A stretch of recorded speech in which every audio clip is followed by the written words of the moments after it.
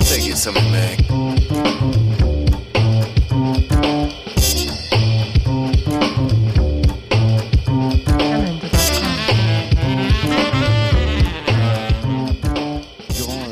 Ce premier temps fort, nous allons questionner, discuter des potentialités d'évolution du métier, des métiers de l'assureur dans un monde post-croissance, c'est-à-dire un monde dans lequel le respect de ces deux variables, à savoir le respect des limites planétaires d'une part et d'autre part des planchers sociaux, devient primordial ou incontournable.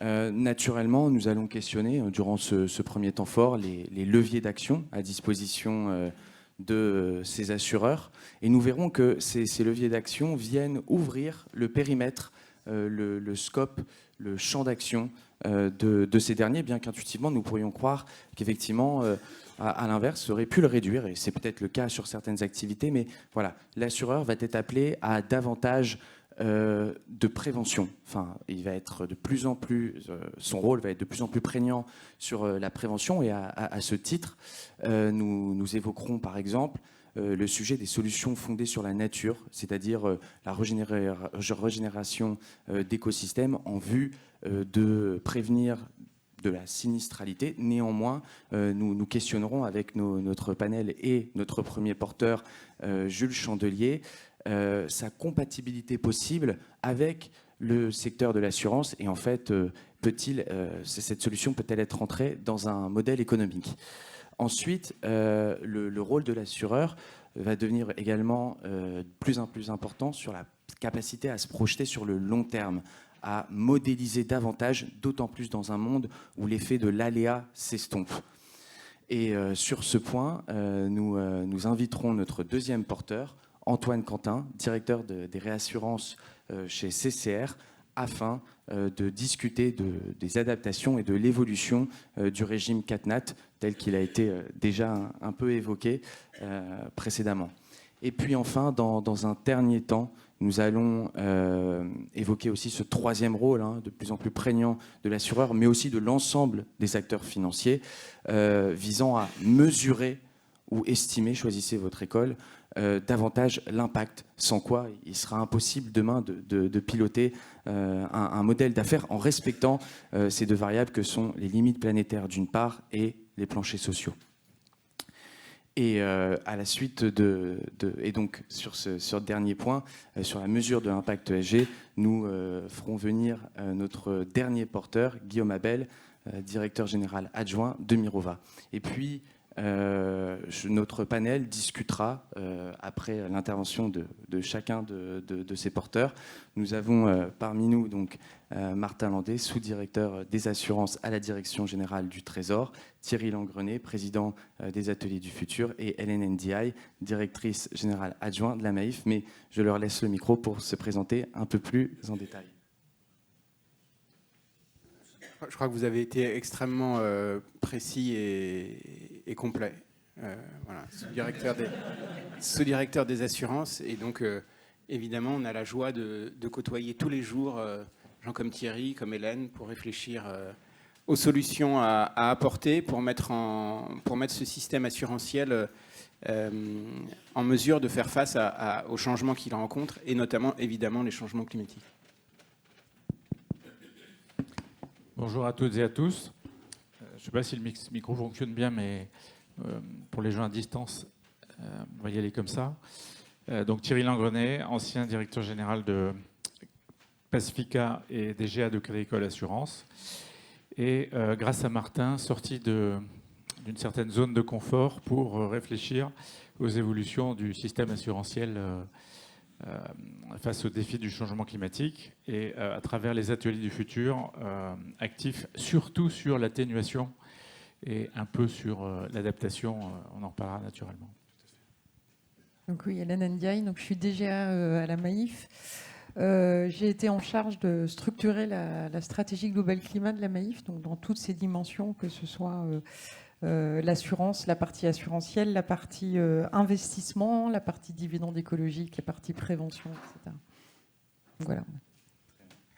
Eh ben, nous allons commencer cet échange avec Jules Chandelier tout de suite. Alors peut-être avant quand même d'introduire ce sujet, on voit dans le monde anglo-saxon en l'occurrence de plus en plus de solutions fondées sur la nature qu'on appelle aussi des nature-based solutions, c'est-à-dire des régénérations d'écosystèmes, la flore, la faune, et également par exemple la réintroduction de castors dans certaines zones a permis via des barrages naturels de limiter les sinistres relatifs aux inondations. Et ces solutions qui se développent dans le monde anglo-saxon ont-elles une place sur le territoire français? Peuvent-elles également s'appliquer donc, sur notre territoire? Et concrètement, Jules Chandelier, qui nous rejoindra à distance, pouvez-vous nous donner un exemple très concret de ces solutions fondées sur la nature?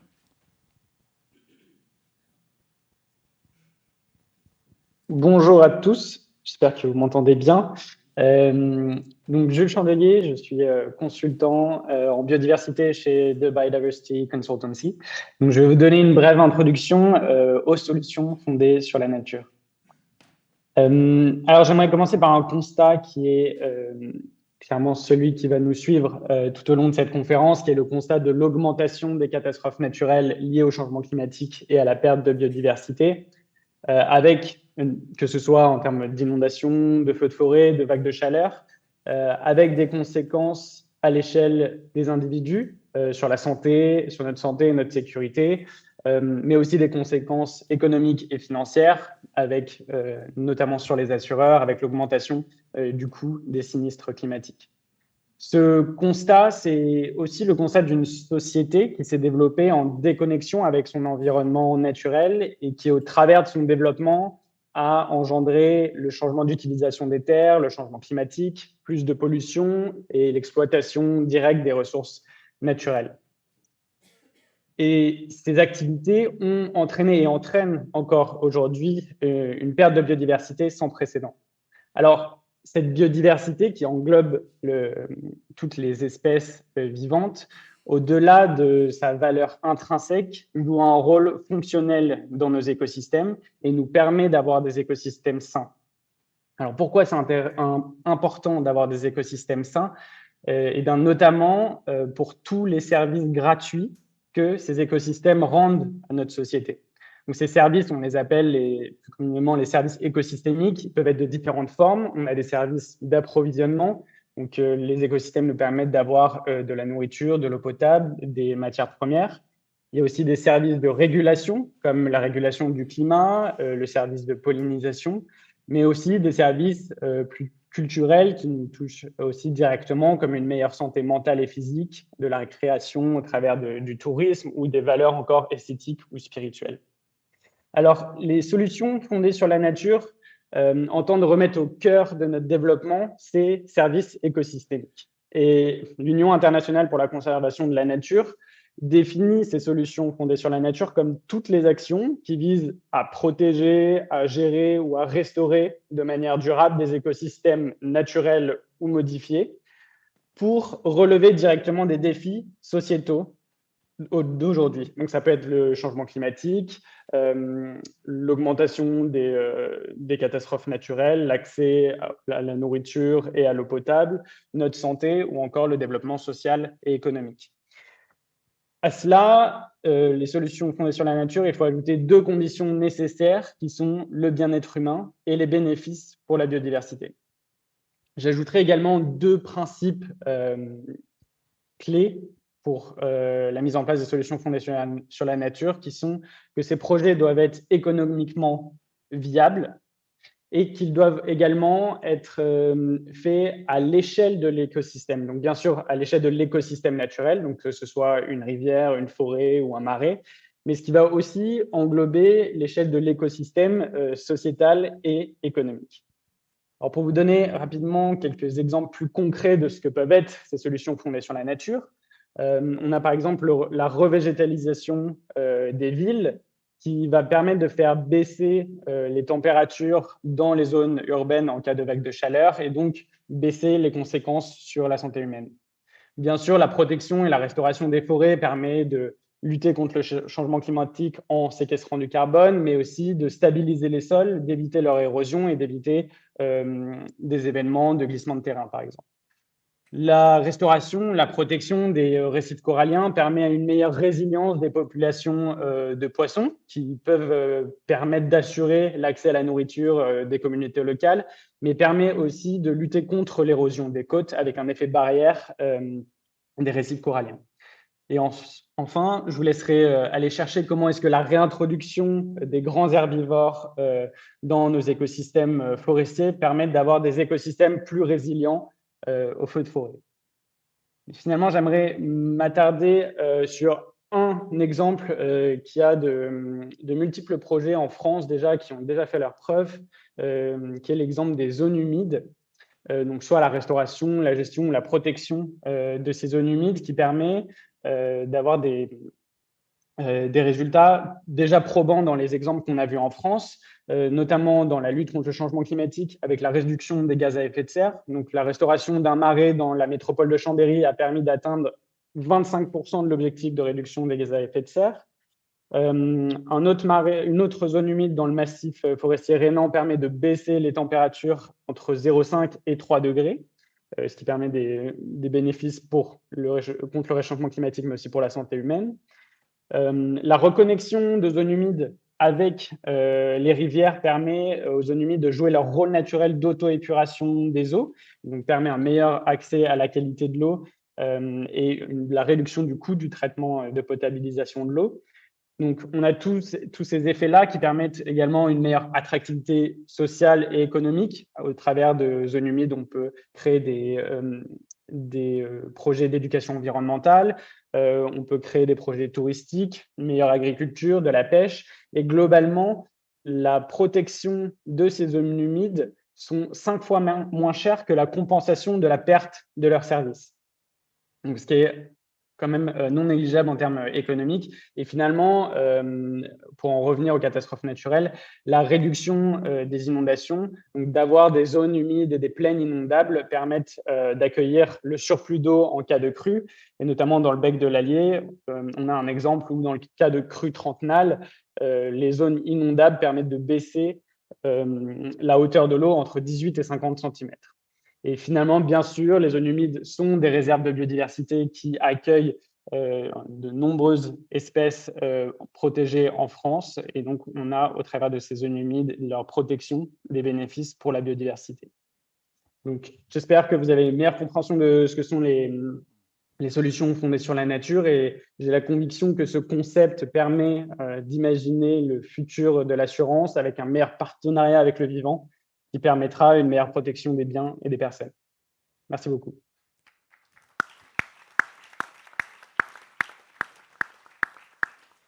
Alors, merci beaucoup, Jules Chandelier. Et on comprend tout l'intérêt de ces solutions.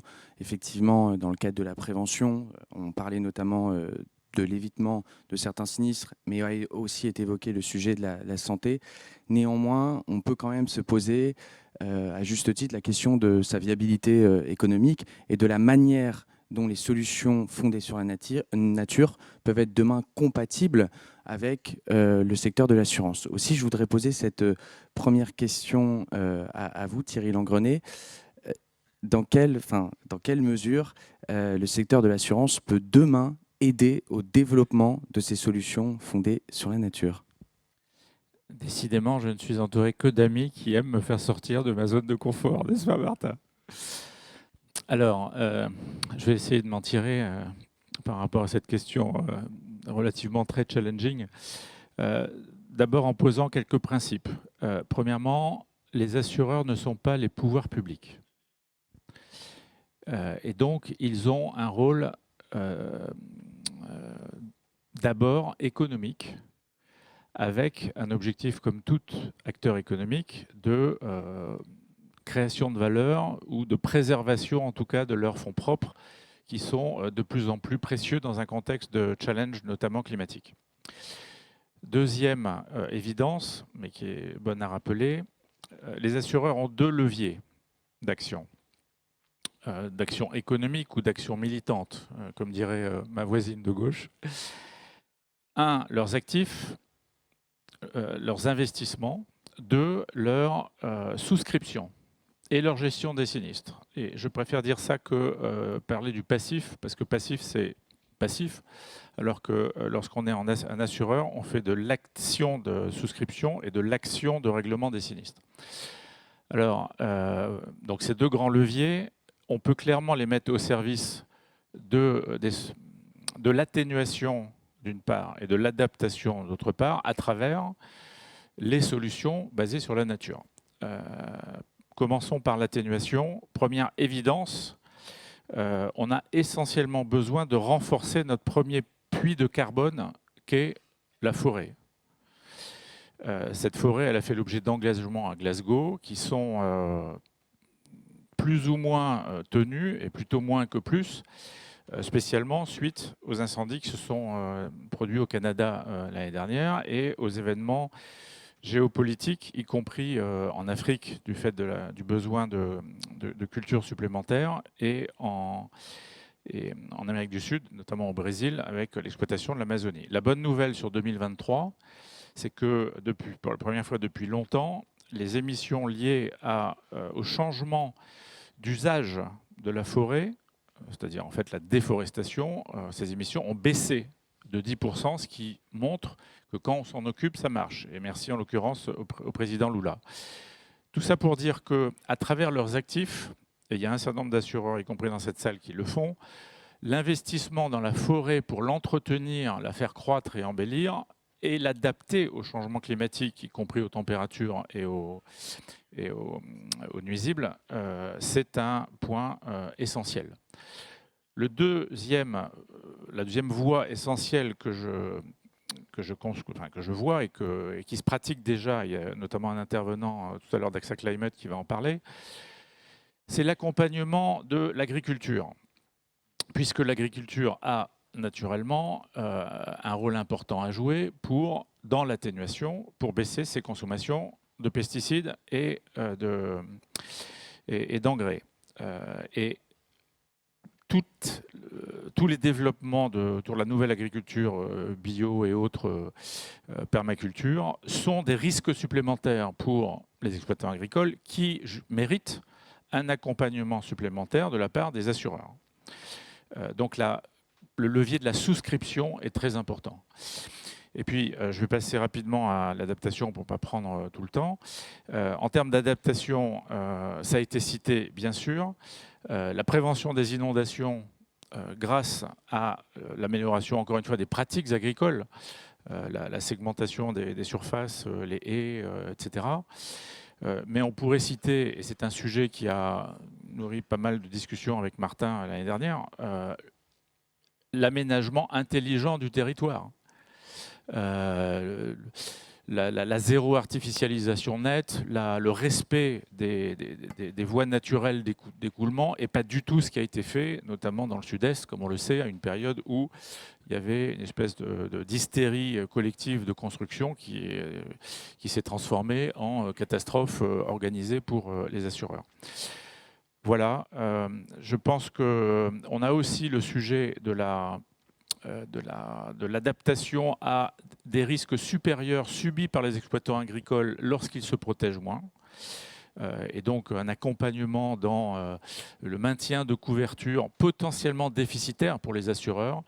Voilà ce que je peux dire, si ce n'est que les inondations du Pas-de-Calais, quand même, il faut le dire, sont liées aussi à un problème d'entretien des voies d'eau, des cours d'eau, ce qui renvoie à la responsabilité des communes.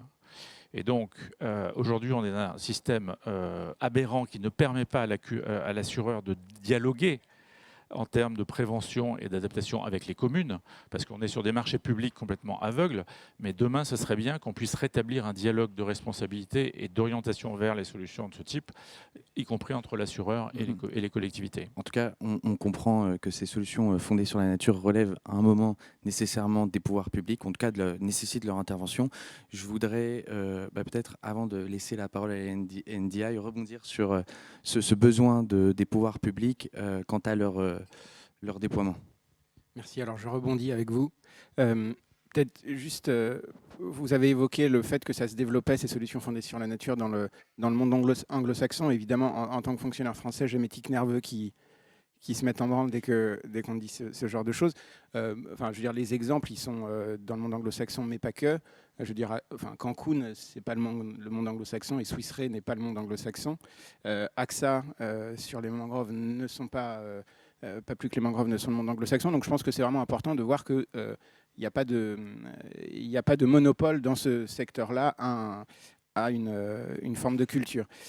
Ayant dit ça, deux choses. La première, c'est qu'effectivement, ça a été dit en introduction, on voit la nouvelle centralité de l'assurance dans la lutte contre le changement climatique, à la fois, comme l'a dit Thierry, comme investisseur de long terme, et à la fois dans son métier qui est de protéger. Et donc ça, c'est extrêmement important, et c'est sur ce fondement que nous, on travaille.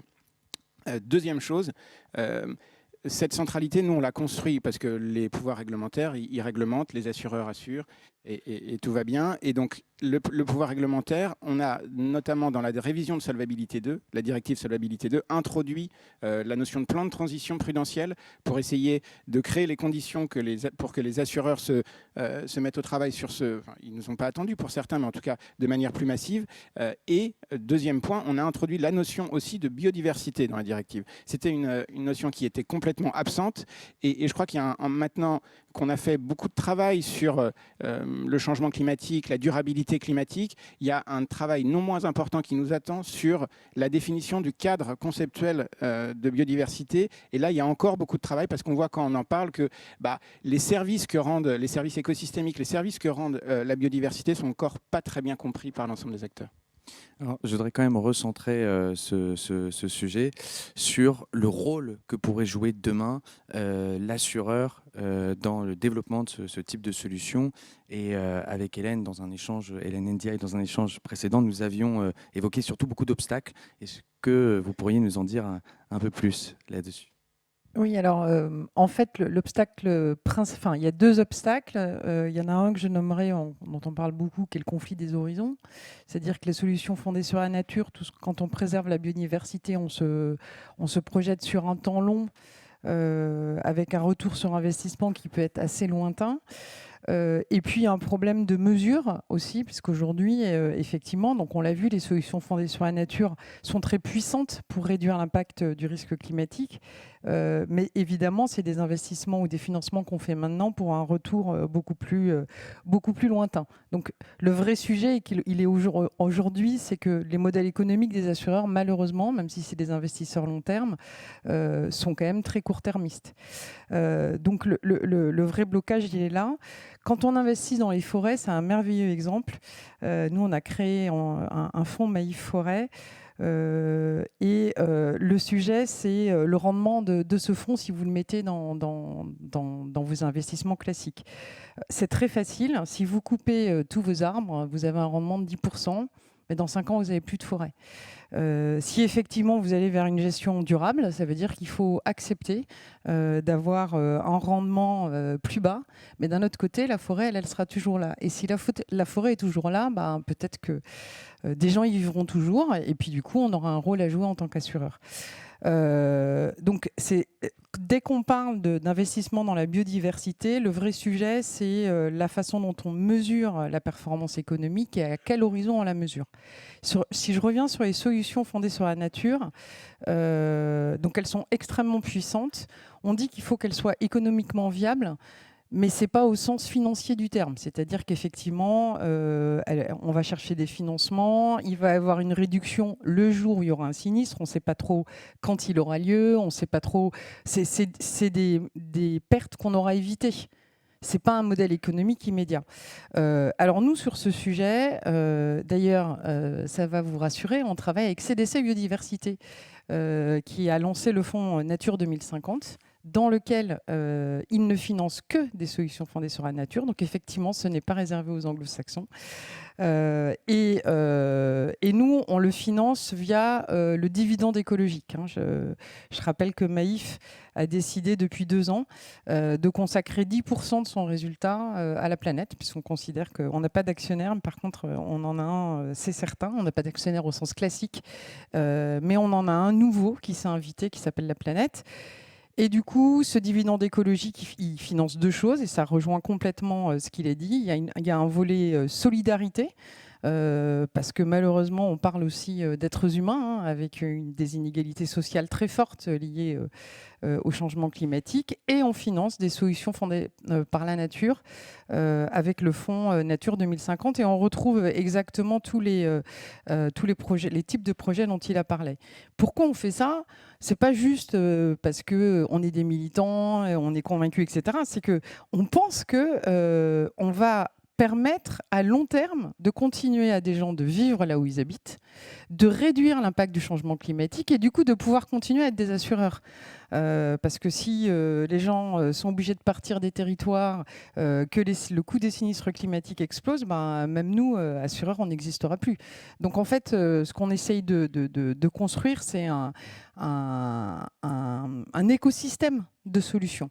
Et du coup, on le fait, nous, uniquement sur le territoire français, puisque c'est là où nous, on est assureurs. Évidemment, on ne s'intéresse pas à l'océan Indien ou que sais-je, mais pour que ce soit en plus visible et compréhensible par nos sociétaires et qu'ils en voient les effets le plus rapidement possible.